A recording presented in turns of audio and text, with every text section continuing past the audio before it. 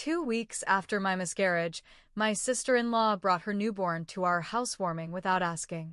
When I politely excused myself, she followed me into the bathroom and said, "You're just jealous you can't do what I can."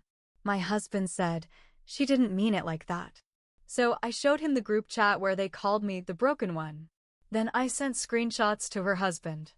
I'm 34. My husband, Mark, is 36. We've been together for 10 years, married for 6. We don't have kids. Well, we almost did.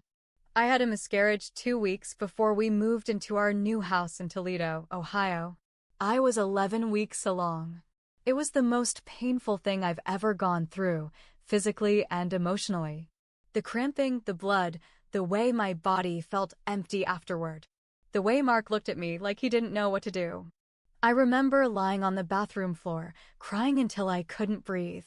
We had been so excited. We were already planning how we'd turn the third bedroom into a nursery.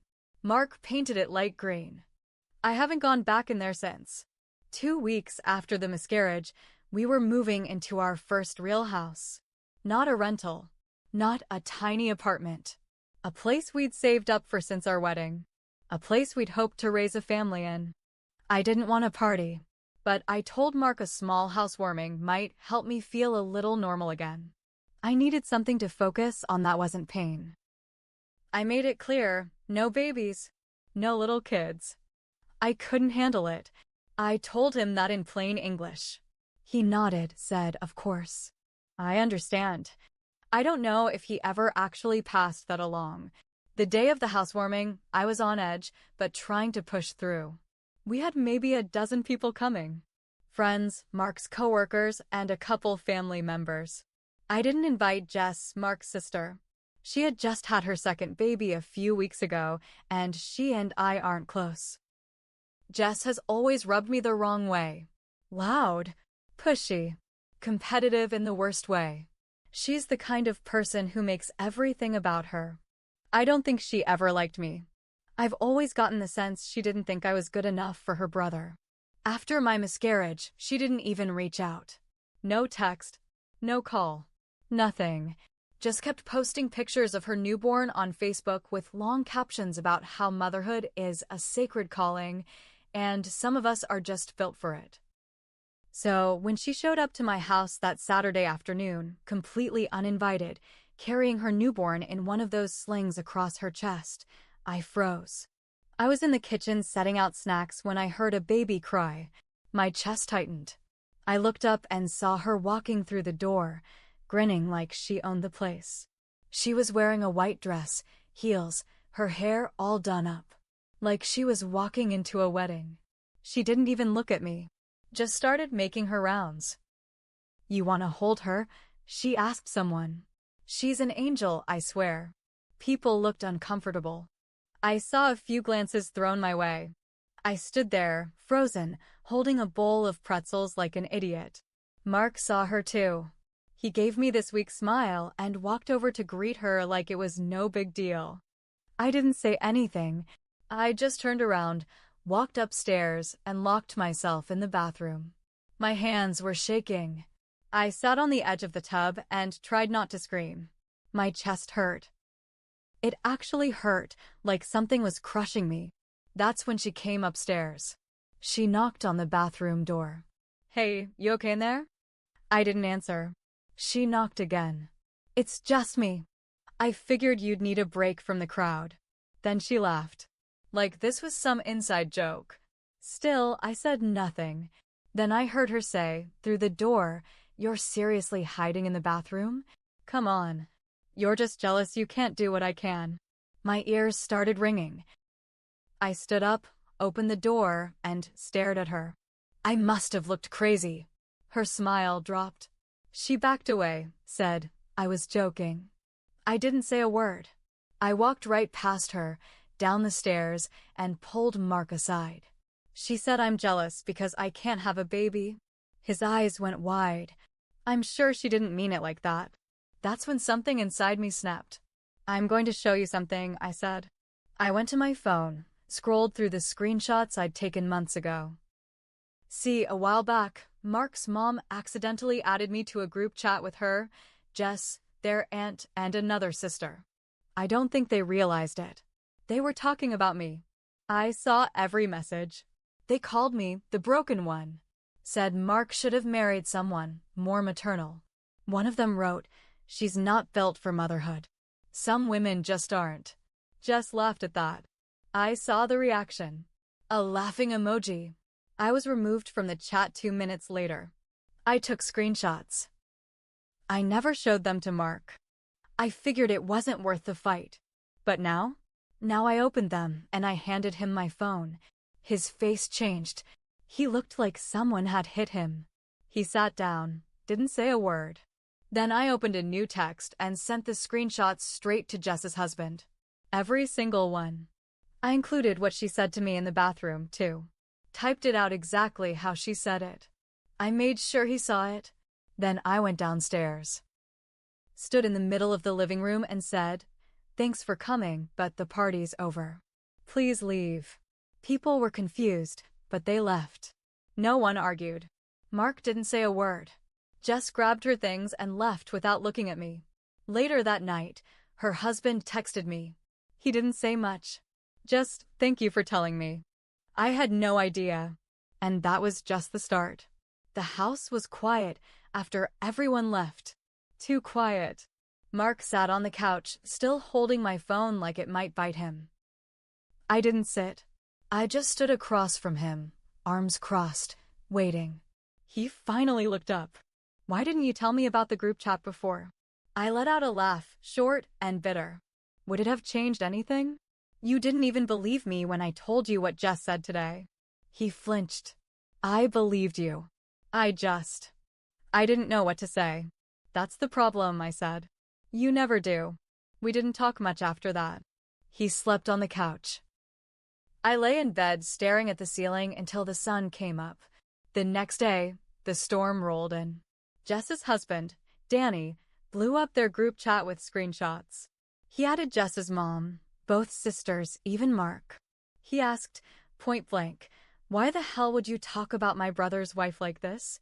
The replies came fast, defensive, panicked, full of excuses. She misunderstood. It was just venting. We didn't mean anything by it. Jess didn't say much at first. But then she replied directly to me. "You're trying to ruin my marriage because you lost your baby? That's sick." That was it. I screen recorded the whole conversation and sent it to Danny directly in case they tried to delete anything. He didn't reply, but I saw he read it. Mark kept his distance. I think he was embarrassed. Maybe angry. But he didn't defend me to them, not once. Not in the chat. Not in person. He just stayed quiet, like if he ignored it long enough, it would all go away. It didn't. A week later, I got a message from Jess's other sister, Rachel. She's the quiet one of the family, keeps to herself, always neutral. She said, "For what it's worth, I'm sorry. You didn't deserve any of that." I didn't reply. Then I started hearing things from a cousin, then an old friend of Mark's. Jess was telling people that I'd faked my miscarriage for attention. That I was using grief to manipulate everyone. I saw a comment under one of her Instagram posts that said, "Stay strong, mama." Some women just can't handle seeing others happy.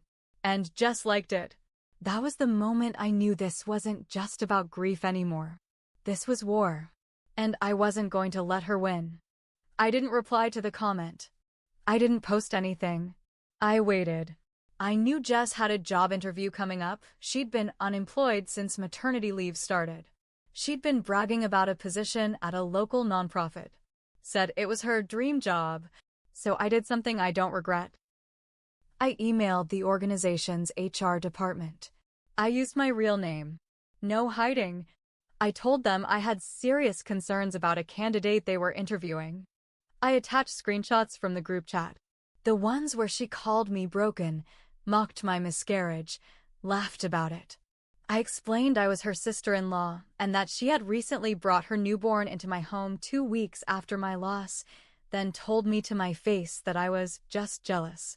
I ended it by saying, You may want to ask yourself if this is the kind of person who should be representing your organization. I didn't expect a response, but I got one. They thanked me for my honesty. Said they'd review her file. She didn't get the job. 3 days later, I got a call from an unknown number. It was Jess. She didn't scream. She didn't cry. Her voice was cold.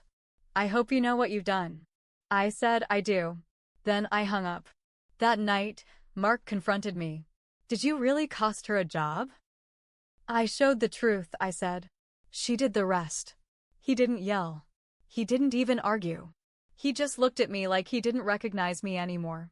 Maybe he didn't. I didn't recognize him either. Mark changed after that night. Not in a big, dramatic way. Not all at once. Just small things at first. He got quieter. Stopped coming to bed some nights. Spent more time at work. When he was home, it felt like he wasn't really there.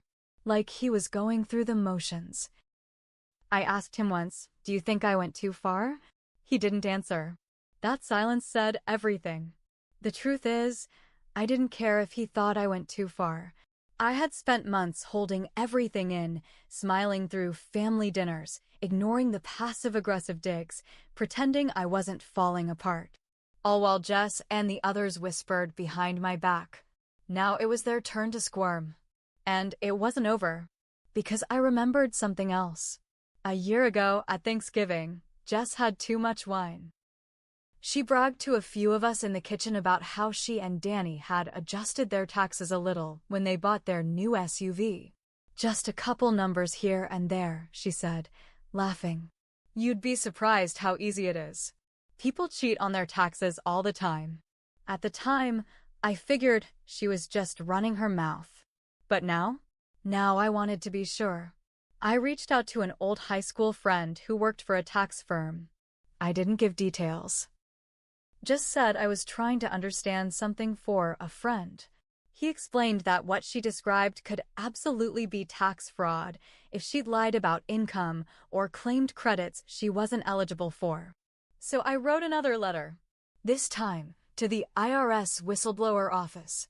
I gave them everything, her full name, address, job history, even screenshots of a social media post where she showed off the new SUV and wrote, "Thankful for those sweet tax tricks."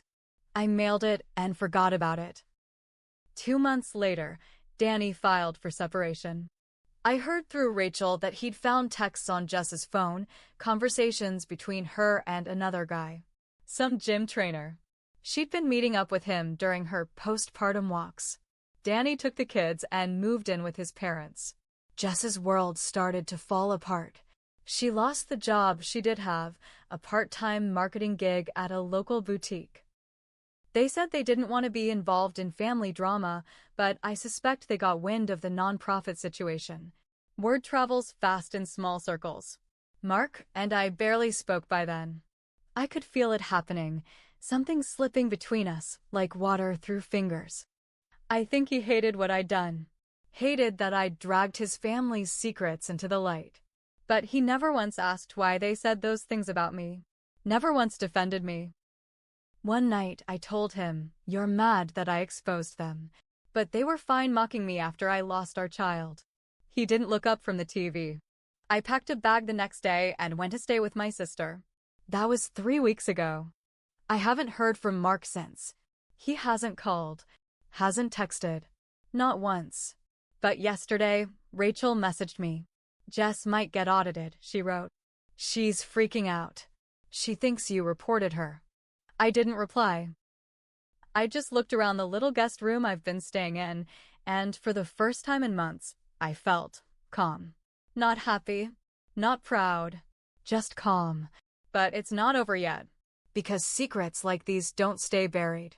And I still haven't told Mark what else I know. After I left, the silence between Mark and me stretched into something permanent. 3 weeks turned into 5.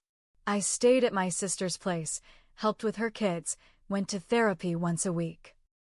I kept my head down, tried to figure out what the hell I was supposed to do next. I wasn't sure if I still had a marriage. I wasn't even sure if I wanted one anymore. But then one day, Out of nowhere, Mark texted me, "Can we talk?" I agreed to meet him at the house. Our house. The one we were supposed to start a family in. When I walked in, it was like stepping into a ghost town. Furniture half unpacked. The baby room door closed. Mark sat at the dining table. He looked tired. Older. He didn't hug me. Didn't even stand. "I've been thinking," he said. "About everything." I didn't say anything. I waited. "I should have said something to them," he said. "Back then. When I saw those messages, I should have defended you." I nodded. "Yes, you should have." He looked down. I didn't want to believe they could be that cruel. But I saw it.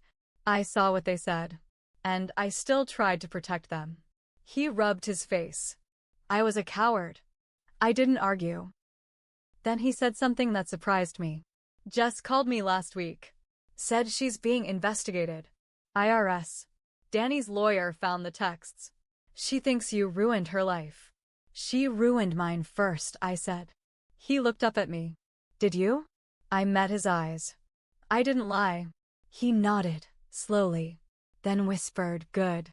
That's when I told him the rest. I told him about Thanksgiving. About Jess bragging in the kitchen. About the screenshots. The car, the fake numbers, the tax fraud. And I told him one last thing I'd never said out loud. Your mom knew she added me to that group chat. I saw her name pop up as she added people. She left it open just long enough for me to read it. Then she kicked me out. She wanted me to see it. He froze. I could see it hit him all at once, the betrayal, the layers of it. His own mother, playing both sides. His sister, tearing down the woman he claimed to love. Mark started crying. Not sobbing. Just quiet, steady tears. He said, "I let them poison everything." "You did," I said. "And now you have to live with it." We didn't fight. We didn't scream. There was no grand drama between us. Just the truth. Laid bare. I left that night for the last time. 3 weeks later, I filed for divorce. I didn't ask for much, just enough to move on. Mark didn't fight it. I think he knew he didn't deserve to. I heard Jess's audit went through. She was fined. Lost the car. Danny got full custody, and from what Rachel told me, he's not letting her see the kids unsupervised. She posted a long, mental health journey video on Instagram, crying into the camera, blaming everyone but herself. The comments weren't kind. "A year ago, I lost a baby. I lost a family. But I gained something else. I found out exactly who I was when everything was stripped away. I'm not broken. I'm not weak. And I don't hide in bathrooms anymore."